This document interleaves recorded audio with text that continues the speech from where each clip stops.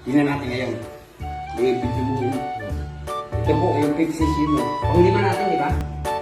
Pang-limang session, tingnan nyo lahat. Yun, diretso na.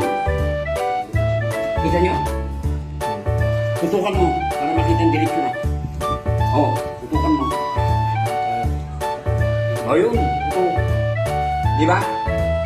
Ayan po ang limang sesyon. Paano kayo sir nung una, bago kita hindi lutin, ano ba ang ginagawa nyo yun? Oo. Yan. Patapos, nakatungkod ka rin hindi. Oo. Ngayon wala nang tungkod. Tapos okay na lahat.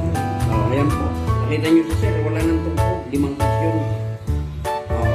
Saka yung talagang dyan siya. Oo. Ito lang bro, hindi Oo. Pero ngayon, mababa na siya. yung binigay ka sa akin, hindi ko binigay ng isa. Ganda na ng ano, no? Dati, baloktot na baloktot yan. Kuhaan nyo na lang siya sa kuhaan. Babago. Halos pa normal na ba siya?